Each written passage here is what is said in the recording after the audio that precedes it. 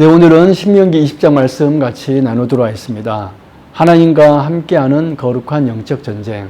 우리 성도님들 오늘 하루도 건강하시고 주님과 동행하는 복된 한 날 되십시오. 화이팅! 사랑 여러분, 신명기 20장은 이스라엘이 가나안 땅을 정복하는 과정에서 지켜야 할 전쟁의 규례를 말씀하고 있습니다. 이스라엘의 전쟁은 단순히 영토를 넓히기 위한 침략 전쟁이 아니었습니다.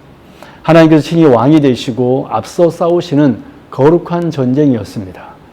하나님께서는 백성들에게 두려워하지 말라고 말씀하셨고 전쟁 중에도 긍휼과 질서를 잃지 않도록 명령하셨습니다. 또한 제약으로 가득한 가나안 족속의 우상 문화를 철저히 제거하도록 하셨습니다. 이 말씀은 오늘날 성도들이 세상 속에서 치르는 영적 전쟁의 원리를 보여줍니다. 우리는 사람과 싸우는 것이 아니라 죄와 사탄의 세력에 맞서 하나님과 함께 싸우는 자들입니다. 이 말씀을 세 가지로 살펴보도록 하겠습니다. 첫 번째, 1절에서 9절의 내용으로 하나님의 백성은 하나님을 의지하며 담대히 싸워야 합니다.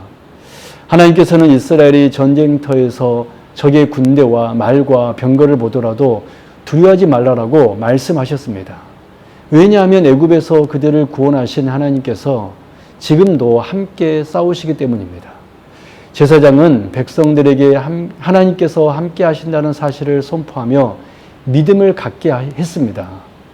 또한 새 집을 지었거나 포도원을 심었거나 약혼한 사람이나 두려움에 사로잡힌 사람은 전쟁에서 제외하도록 하셨습니다. 하나님께서는 숫자가 아니라 믿음을 통해 승리를 이루시는 분이시기 때문입니다. 오늘날 우리의 삶도 영적인 전쟁의 연속입니다. 그러나 우리의 승리는 우리의 능력이나 경험에 달려있지 않습니다. 하나님께서 함께 하실 때 우리는 어떤 상황에서도 담대할 수 있습니다. 사랑하는 성도 여러분, 우리의 참된 대장이신 예수 그리스도께서 이미 죄와 사망의 권세를 십자가와 부활로 이기셨습니다. 그러므로 우리는 두려움이 아니라 믿음으로 영적 전쟁을 싸우며 하나님만 의지하는 성도가 되시기 바랍니다. 두 번째로 10절에서 18절의 내용으로 하나님의 백성은 하나님의 뜻에 따라 사랑과 거룩을 함께 이루어야 합니다. 하나님께서는 먼 성읍과 전쟁할 때에는 먼저 화친을 제한하라고 명령하셨습니다. 하나님은 무조건적인 파괴와 살육을 원하지 않으셨습니다.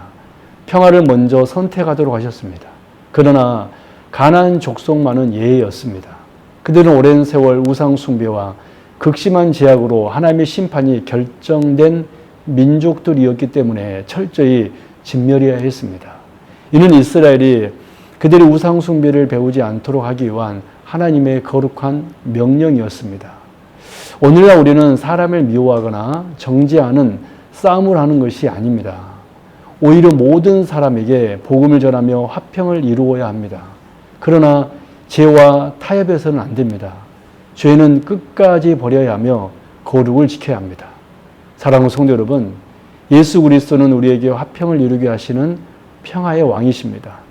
동시에 죄를 미워하시고 거룩을 이루시는 왕이십니다. 그리스도를 따르는 우리는 사람은 사랑하되 죄와는 결코 타협하지 않는 삶을 살아야 합니다. 마지막 세 번째로 19절에서 20절 내용으로 하나님의 백성은 하나님의 질서를 따라 살아야 합니다.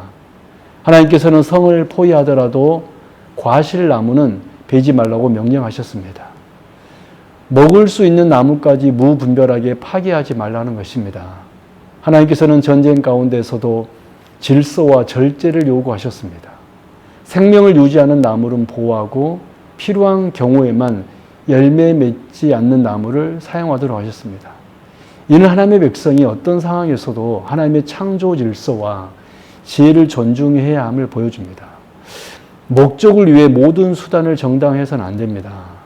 하나님의 사람은 언제나 하나님의 방법으로 살아야 합니다. 사랑하는 우리 성도 여러분, 하나님께서는 우리의 삶도 질서와 절제로 다스리시기를 원하십니다. 세상의 방식이 아니라 하나님의 말씀을 따라 살아갈 때 하나님께서 기뻐하시는 삶을 살 수 있습니다. 정리합니다.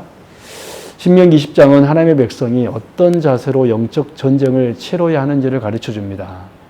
하나님의 백성은 하나님을 의지하며 담대히 싸워야 합니다. 하나님의 백성은 하나님의 뜻에 따라 사랑과 거룩을 함께 이루어야 합니다. 하나님의 백성은 하나님의 질서를 따라 살아야 합니다. 이스라엘의 승리는 군사력에 있지 않고 하나님께 있었습니다. 또한 전쟁 가운데서도 하나님의 공의와 사랑 그리고 거룩을 나타내야 했습니다.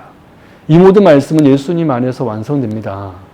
예수 그리스도는 우리의 구원의 대장이 되셔서 이미 죄와 사망의 권세를 이기셨습니다.